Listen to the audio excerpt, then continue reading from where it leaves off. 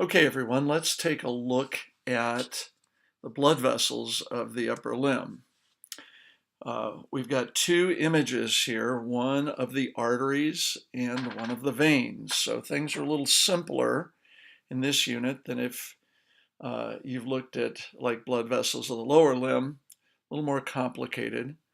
Um, the layout of the blood vessels is very similar to the lower limb, and the images here are going to be slightly different, but for our course here, they are all on one page.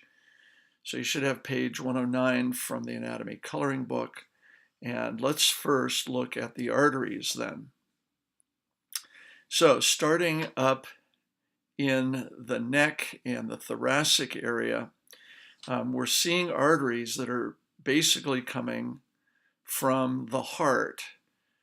So let's put the heart here in the picture, and you can see that blood is being pumped out of the heart, and it's going to be pumped up into a tube called the brachiocephalic artery. Now look at that name for a minute, and it tells you where the blood is being pumped to. So brachio for arm, cephalic for head. So this brachiocephalic is going to divide into two branches. And we're going to ignore the one to the head for the moment and follow the artery that leads toward the shoulder and the arm. And so those two branches there, the one that goes to the shoulder area, it's got a letter B on it, is one called the subclavian. Now, think about what that word means. Sub, like a submarine, is under. The clav part of that is from the word clavicle. And so look closely at the picture. You see here's the clavicle in the picture. The blood vessel is behind that, arching through the neck area and down under the clavicle, and then of course into the armpit. And so the continuation of this is then the axillary artery. Realize that this is a single tube where we have artificially divided off areas with names. So the subclavian artery, as soon as it comes out from under the clavicle, will change names to axillary as it goes through the armpit. The axillary, when it comes out of the armpit and into the arm, is then going to be called the brachial. And let's bring this up and we'll continue our blood vessels. So here's the brachial coming down through the arm, and it's quite superficial. If you press your fingers on the inside, on the medial side of your arm, you can feel the brachial artery there. The brachial, when it gets to the elbow, then divides into two. And of course, there's two bones in the forearm, and these two arteries are going to be exactly in tune with the names for the two blood vessels in the forearm. Radial artery on the lateral side, ulnar artery on the medial side. Those then, as you can see, arch into two loops through the palm of the hand and branches that go down into the fingers. So your first study should be to study the blood vessels all the way through. All the names here should make plenty of sense to you. They shouldn't be that difficult to learn. You can see from the picture, though, that there's going to be a number of branches up in the shoulder that we're going to need to learn. There's a number of branches at the elbow that we need to learn. And then, of course, those branches down into the hand. So three other areas once we've solved these major tubes here. Let's begin at the shoulder. Here at the shoulder, it's the axillary artery, which is right here, that is going to contain the branches. You can see there in the outline, they are indented under the axillary. So what have we got here? Well, one of the first that's not too tough would be this one called thoracoacromial. And you don't have to worry about putting the word and branches in. But you should see that acromial term in there is going to be the big help, right? Here's the acromion process, bone-wise. And notice there that this little artery goes out and surrounds the acromion process there. the little C2 artery. So we've got that. Two of the branches here, C1 and C3, are called thoracic, and you can see they're pointing down toward the thoracic cavity. The upper one is the superior one, and the lower one is the lateral one. So those are pretty straightforward. There's a subscapular artery, that's the lowest one, and it's just coming straight down in the picture, but it's going to come down and under. It's going to go posteriorly into the subscapular area. And then this is similar to the next one here, C5, is similar to what we had in the lower limb, a circumflex humeral. Circumflex, notice humeral. This is one of the few places where something associated with the arm is not brachial. And it's likely because we're coming off the axillary, so we're way high up here. So we're almost into the arm, but not quite. And this circles both to the front and to the back. So it's an anterior and posterior circumflex, making that circle around the proximal end of the humerus. So when you kind of take these apart and look, okay, the thoraco I got, the two thoracics I got, the subscapular I got, and then this circling artery. Okay, there's my shoulder. Pretty straightforward there. All right, let's look at the elbow now. Down here, as we lead from the brachium into the antebrachium, notice that these really are sets of arteries that are parallel to the brachial. So I've got one lateral branch and two medial branches. So let's look at the patterns here. So here's the brachial. Okay, so we got brachial, and that becomes the radial and the ulnar. Now, what do we see after that? Here's the lateral side of the arm. Of course, you can tell that because of where the radial artery is. And here's the medial side. And so from up above, we have a blood vessel coming down parallel to the brachial. And that's the lateral side there. And then on the medial side, we have two, and these are both going to be referred to as ulnar, okay, because they're going to be coming down toward the medial side. So what we've got is these are ulnar collaterals. Now take that word collateral to mean along the side of. So these two ulnar collateral arteries are coming to the medial side of the elbow area. And it's pretty easy to tell that one is connecting higher than the other. One is coming out of the brachial artery higher than the other. So the superior collateral and the inferior collateral. The superior collateral obviously comes way to the side, it's the more medial one, and the inferior collateral is the lower one. So we've got those two branches there. And on the lateral side then is the profunda brachii, and don't worry about the branch name there, but the profunda brachii is on the lateral side, and the two ulnar collaterals are on the medial side. Now, what about the branches down below? Well, each one of these three from the brachial is matched by three that come from below. And these are called recurrent arteries. So look at the radial, and you can see that the radial recurrent artery comes from down below and comes up to meet the profunda brachii. So once you've learned the three arteries that are coming from the brachial down toward the elbow, you're going to find three arteries from below. And recurrent means back against the current, or in other words, most of the blood flowing into the arm is coming from above and it's flowing down, down, down. Here are three arteries where the blood is flowing sort of backwards toward the elbow. So the radial recurrent, and notice the other two recurrents there are ulnar. The radial recurrent is going to meet the profunda brachii. On the medial side, remember we have these two ulnar collaterals, and they're going to each meet an ulnar recurrent. So there's the profunda brachii and the radial recurrent there. On the other side then, the superior ulnar collateral is going to meet this posterior ulnar recurrent. And the third one then, notice it's going behind the medial epicondyle there.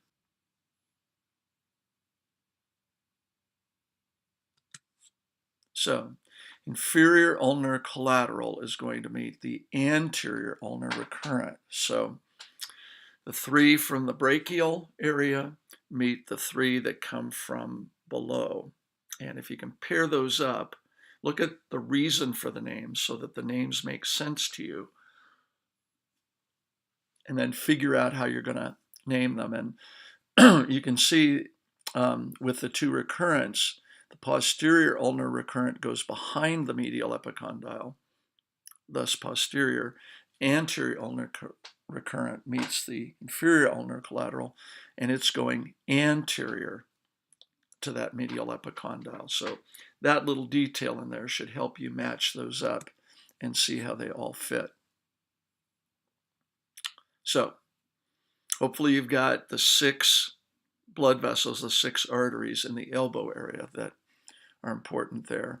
And then we just go down into the hand, and down here in the hand, and just before that, we did these recurrents and all. Here's your radial and your ulnar. I'm sure you remember from the joint lecture that the interosseous membrane here between the two bones, the connective tissue, is there. That's the fibrous syndesmosis.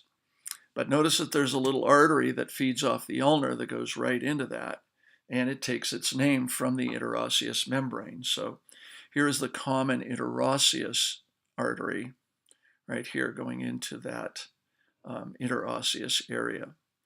Lastly then, down here in the hand, 2 arches. The superficial palmar arch is the one here in front. This is an anterior view, so that's the one. And picture that arching between the palm of your hand and the metacarpal bones, whereas the deep palmar arch is the one behind, arching behind those bones in the back of the hand. So a superficial one, the closer one, deeper one, the behind one. And then a very, very simple, we don't have separate metacarpals and all of that, just common palmar digital arteries. So that's what we've got in this picture then.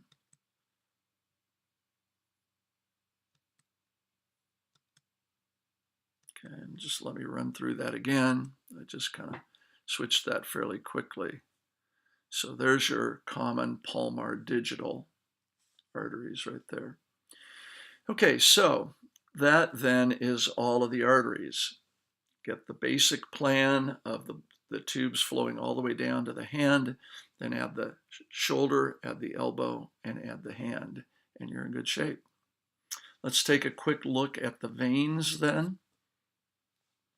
Now, this picture of the veins is a little different than the one we were using before in the lower limb. One of the first things you always remember about veins is there are 2 sets of veins. One set we call deep veins, and the other we call superficial veins.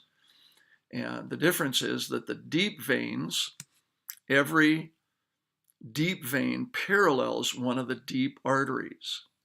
Okay, and arteries are always deep because under high pressure, if you cut an artery, you can almost bleed to death very quickly because the artery, the blood that's under pressure can squirt out of the tube very, very quickly. So arteries are typically, with very few exceptions, are typically deep in our tissues, and the deep veins are there as well.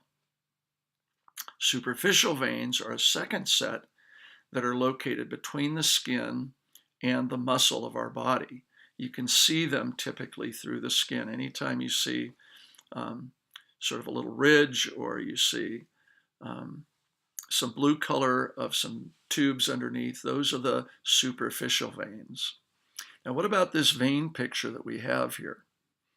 Well, the vein picture only shows some of the deep veins. If this was doing it right, look at the artery picture on the side here. There would be a vein for every single artery that you see there. But in our vein picture here that we're studying from, they've decided that you know all of that, so they've only shown in the vein picture just these veins up here in the shoulder, and only the main ones. Okay, so these right here are all the deep veins, okay, and all the lower part of the picture then, all this inferior part down here, is really just the superficial veins. So this is a combo picture, only showing some deep veins, and then a lot of the superficial veins. And that's significant because these superficial veins are ones that are important to some medical procedures. So let's just go through them fairly quickly here. Those deep veins that we talked about are here, same exact names as before. We have the brachiocephalic, subclavian, axillary, brachial. So no change here. You've already learned them from before. These are the major superficial veins, and there are a few then up, down in the hand, and we'll cover those in a minute. With these superficial veins, here are the major ones. And remember, this is blood flowing back to the heart. The medial superficial vein here is called the basilic. The lateral one is called cephalic. Okay, those are the two big ones. And then all the other little veins here come from that as well. Here's what those look like. Here's somebody who has very thin skin, and the veins are really standing out. And you can clearly see that cephalic vein running up beside the bicep there, and see the basilic vein as it comes down into the forearm. So these are the veins we're talking about, superficial veins. The two others that are there are really right here in the elbow, and let's go to the elbow area here. Here's the basilic we talked about before. Here's the cephalic, and here are the other two. Okay, there's a median cubital vein that runs from the basilic over, or runs from the cephalic to the basilic.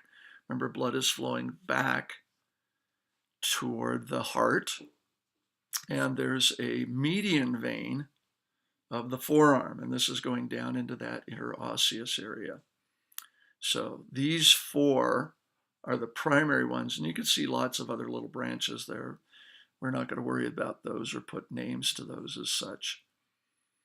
So these are the four that are there. Now we really do want to focus right on this cubital area here, right? Because this is an important area for medical procedures, isn't it?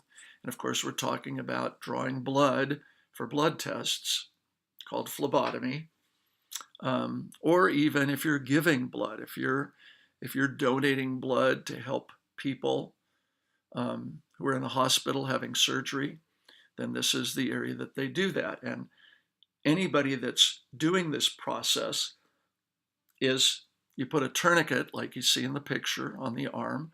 That backs up blood into the veins, and the veins grow larger and distend. So they would look something like this. And the phlebotomist is looking right in here for one of these three veins. And we mentioned them before, but you can see them here on this picture. There's the cephalic. Down here's the median cubital, where it's crossing. And of course the basilic. So the phlebotomist is often pressing in that area and looking for which one of those three looks the most prominent, which one would be the easiest to put a needle in to draw blood from. So, good idea to know those. Whenever I've gone to donate blood myself, I always quiz the nurse who's about to do this. Does she know the names of those? And to my great relief, she does. And so I think that's a very good thing.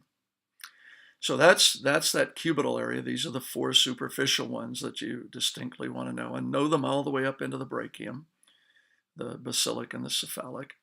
And then that just leaves the hand here. And in the hand, we have just 2 sets. You can see a G and a G1. And the ones in the hand, in the fingers here, are the dorsal digital veins, just like you see it printed there.